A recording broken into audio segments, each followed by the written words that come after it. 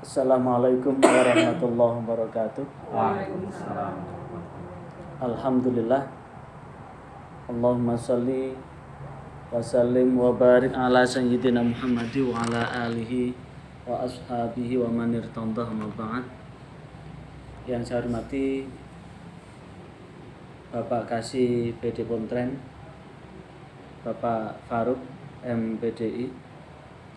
Yang saya hormati Ketua FKPG Kota Kediri Gus Abduh beserta seluruh jajaran dan FKPG dari 3 kecamatan yang ada di Kota Kediri ini. Alhamdulillah pada siang hari ini bisa silaturahim di Sekretariat FKPG yang tempatnya cukup representatif, yang dengan keberadaan TPG yang ada di masjid ini bisa mensinergikan antara santri dengan masjid, yang bisa kemudian ada dari TPG ini bisa mewujudkan masjid yang betul-betul ramah anak. Karena bagaimanapun juga orang yang sudah tua itu tidak akan langgeng hidup di dunia, mereka lah yang kemudian yang memakmurkan. Rata-rata kampung desa yang menghadi anak-anak itu ternyata masjidnya ditinggalkan. Masjidnya besar tapi tidak ada orangnya. Karena apa? Anak-anaknya sudah mencari tempat yang lain, yaitu di kafe-kafe, di warnet-warnet. Kenapa? Karena saat kecil dia masuk masjid itu ramai sedikit sudah dihardik. Akan berbeda dengan masjid yang welcome, walaupun seramai apapun anak-anak, namanya tetap anak-anak. Dan anak yang ramai itu bukan anak nakal. Saya pernah buka di Targhib wa Tarhib, tak cari lagi halamannya, nggak ketemu. Saat anak-anak itu berceloteh, bergurau di masjid, dan semangat anak ke masjid itu betul-betul rindu, maka sebetulnya ramainya anak-anak di masjid itu menjadikan malaikat itu riang betul. Jadi malaikat itu riang senang karena mereka dari rumah ke masjid itu merasakan tempat yang nyaman. Dan orang yang kemudian kalau kemudian menyatakan bahwa anak-anak yang ramai itu mengganggu kekhusyukan sholat, berarti dia tidak khusyuk sholatnya. Karena orang yang khusyuk ibarat orang yang jaga supaya air yang ada di gelas itu tidak tumpah.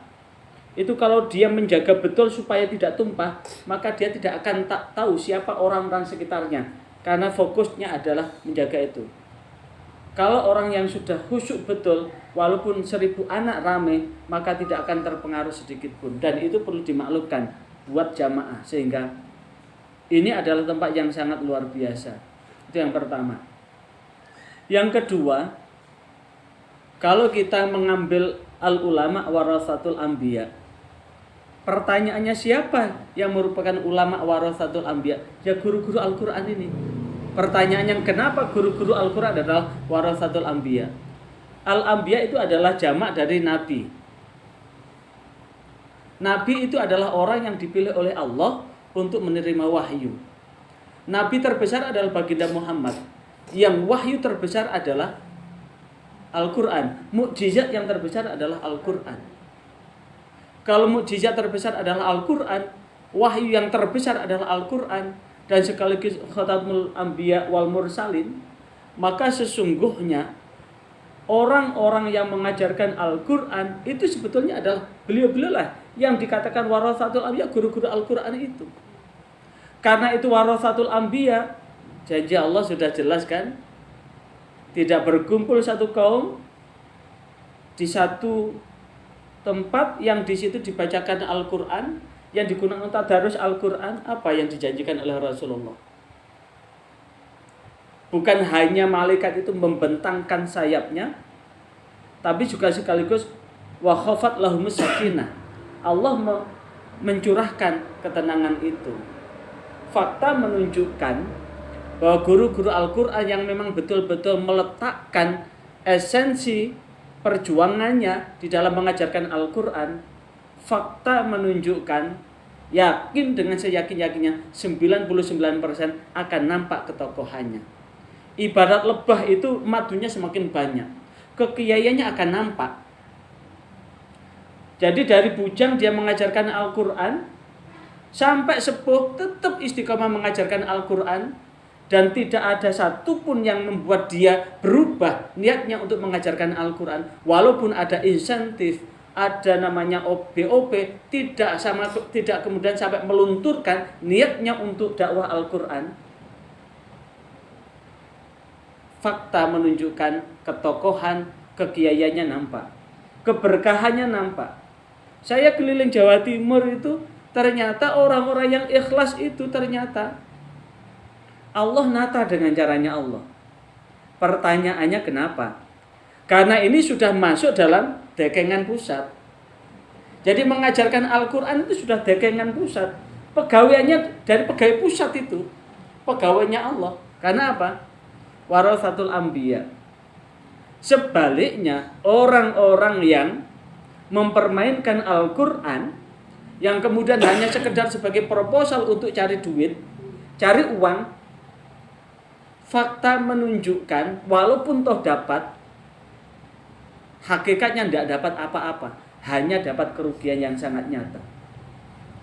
Karena itulah keberadaan FKPQ, Forum Komunikasi Pendidikan Al-Quran, ini adalah hal yang penting di dalam rangka apa? Di dalam rangka mengaktualkan nilai-nilai profan, nilai-nilai puritanisme, nilai-nilai kebersihan di dalam menjernihkan. Karena bagaimanapun juga tangga awal anak mengenal Allah itu melalui TPQ. Tangga awal anak mengenal sholat itu melalui TPQ. Tangga awal anak itu mengenal bacaan-bacaan sholat dengan baik dan benar. Bagaimana cara wudhu yang benar, toharoh yang benar, akidah yang benar, ibadah yang benar, itu dari TPQ. Bahkan anak siapapun kalau disiat sudah masuk TPQ, yang paling dipercaya itu adalah guru TPQ. Makanya di awal-awal ketika anak saya di TPQ, saya ngomong apapun tidak pernah direken sama. Padahal saya posisi saya sebagai pembina mereka. Bukan hanya pembina satu TPQ, pembina saya itu kabupaten. Tapi ketika saya ngomong apa begitu, lebih didengar guru TPQ-nya. Jadi saya nyenternya guru TPQ itu, kemudian rebonya ke anak-anak. Kenapa? Sebetulnya di usia itu yang menjadi dewanya anak ya guru Al-Quran. Lah kalau kemudian guru Al-Qurannya betul-betul dalam hal menyampaikan hal ini adalah betul-betul sesuai dengan pakem, sesuai dengan konsep, sesuai dengan metodologi, sesuai dengan apapun yang ada di dalam proses belajar mengajar Al-Quran, maka sungguh ini adalah bagian yang tak terpisahkan di dalam rangka mewujudkan anak-anak yang berkarakter. Karena karakter dengan Al-Quran itu sudah tidak terbantahkan lagi. Fakta menunjukkan orang-orang yang konsentrasi, misalkan kalau dia sudah bisa membaca Al-Quran kemudian dilanjutkan dengan menghafalkan Al-Quran, fakta menunjukkan tidak ada yang kemudian hidupnya semakin sengsara.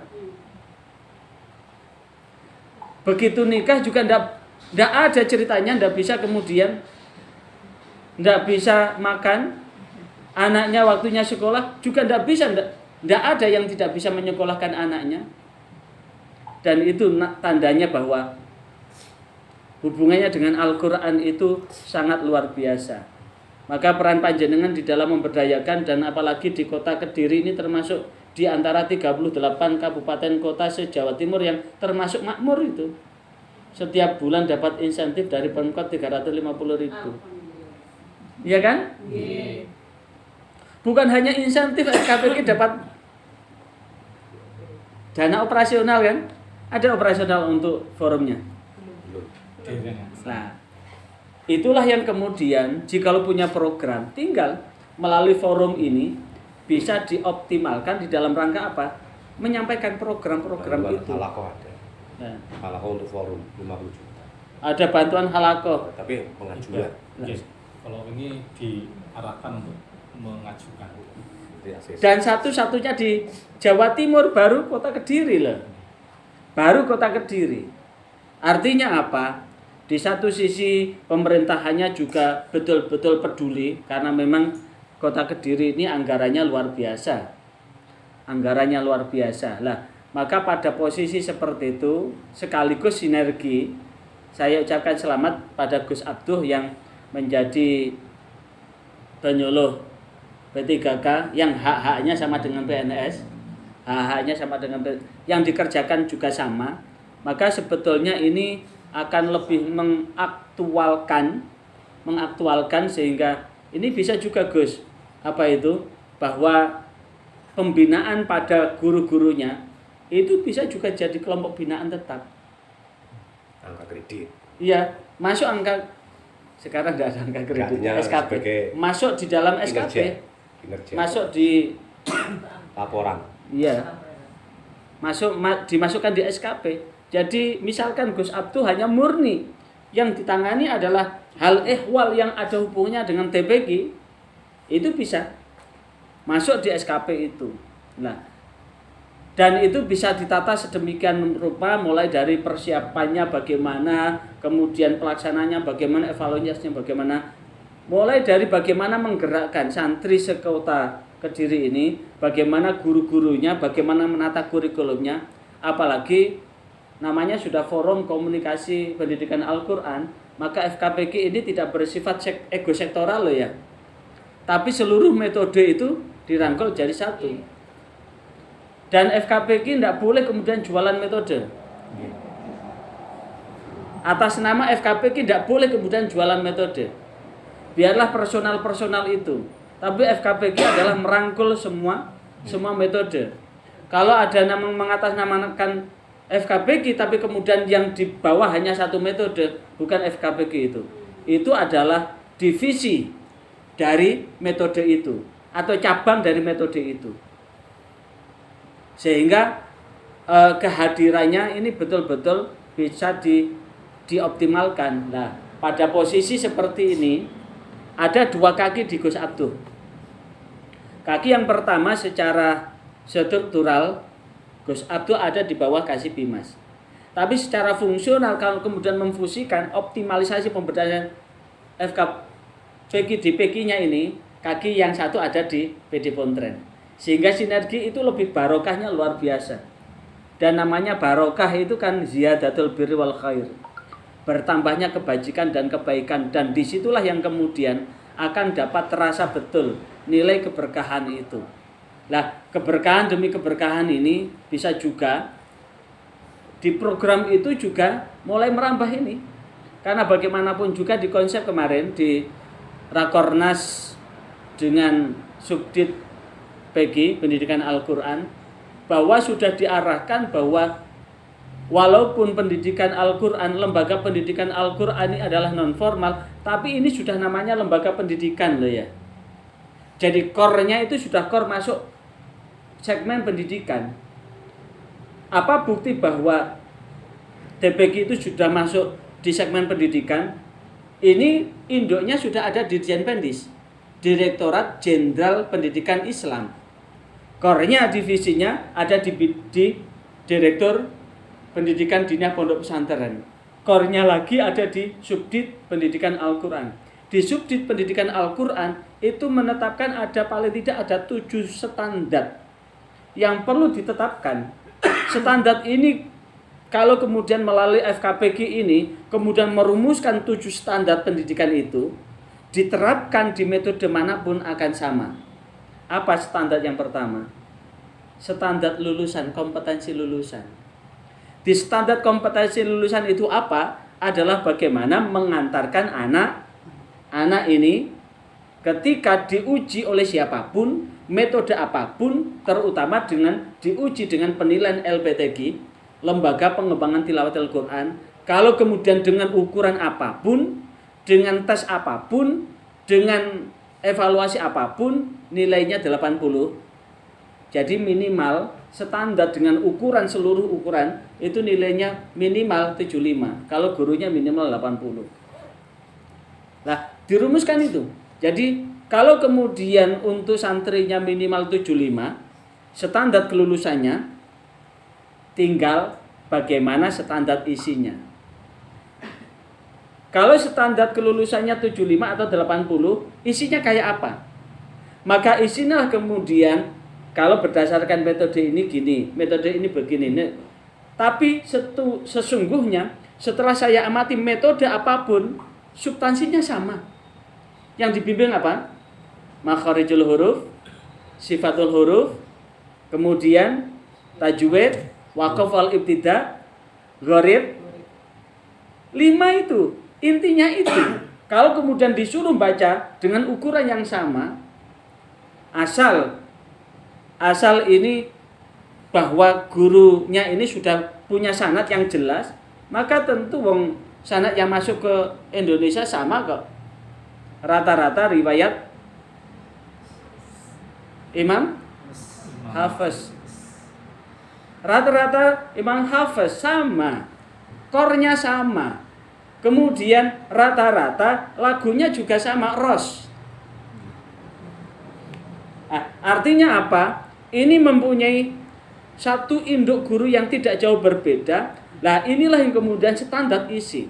Metode itu hanya sekedar metode. Kalau kemudian metode itu melebihi kitab sucinya, maka itu namanya eksklusivitas dalam penggunaan metode. Kalau kemudian standar isinya seperti itu, maka perlu diterapkan apa? Standar pendidiknya. Standar pendidiknya itu berarti ada garapan. Garapan dari FKPG ini adalah bagaimana menguji standar kompetensi guru-gurunya. Karena apa? Arahnya ke standar pendidiknya. Yang ketiga, pendidiknya. Dan yang keempat, standar sarana prasarananya. Yang kelima, standar tenaga pendidik kependidikan. Kemudian yang keenam, standar evaluasinya. Jadi ukuran evaluasinya diukur sekalian. Dan tentu secara keseluruhan tetap jar basuki mawabiyot, standar biayanya juga diterapkan. Dan ini sebagai bagian yang tak terpisahkan di dalam rangka mendorong itu. Syukur-syukur melalui FKPG ini mampu meyakinkan kepada orang tua. Kalau orang tua di wilayah kota itu sekedar untuk bisa mengerjakan matematika kemudian diprivatkan, itu bayarnya sudah luar biasa. Sekedar untuk bisa bahasa Inggris itu jutaan itu tiap bulan. Lah ini mengantarkan anak menjadi anak yang soleh-solihah. Dan itu kemudian kalau dia melanjutkan itu memakaikan mahkota di surga, tapi kemudian hanya sekedar dititipkan tetangganya untuk ikut ngaji, itu kan ngoyo kan. Uang waktu bikin tidak dititipkan. Tapi begitu waktunya untuk menyelamatkan anak dititipkan kemana, dititipkan tetangganya. Masih ada di kota ini yang kemudian ngaji tidak pernah ketemu gurunya. Itu yang harus disadarkan. Dan ini melalui FKPG satu ketika bisa bikin naskah khutbah. Melalui FKPG bisa bikin naskah khutbah yang kerjasama dengan LTM atau DMI, yang kemudian dalam satu Jumat itu dibaca seluruh masjid di wilayah kota. Itu akan menjadi suatu yang luar biasa. Berarti apa yang perlu dilakukan ada KIS, koordinasi semua stakeholder yang ada di dalam rangka ini. Yang kedua, integrasi, mengintegrasikan bahwa kita punya semangat yang sama. Dan yang ketiga adalah sinkronisasi, mensinkronkan dari apa yang perlu kita lakukan. Maka dengan begini, keberadaan FKPG ini semakin menunjukkan taji keberkahannya.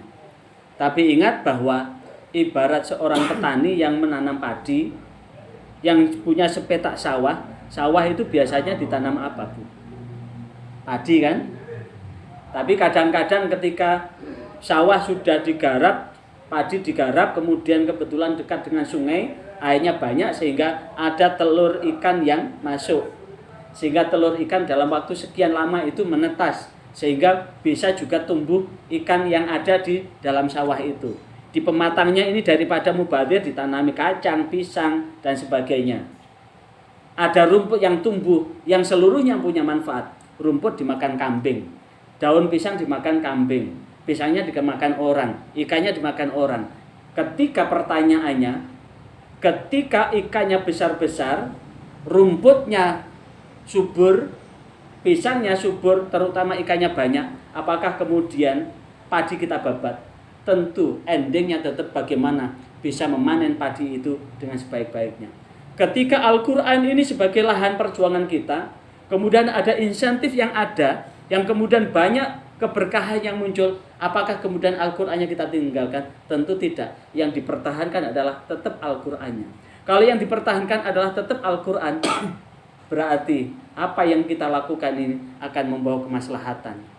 Jangan sampai insentif itu timbul percikan-percikan, saling caci, saling fitnah dan sebagainya.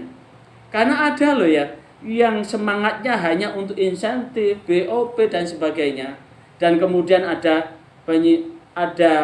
hal-hal yang semangat bersifat keduniaan sehingga timbul percikan, gesekan, saling fitnah, saling ngeri.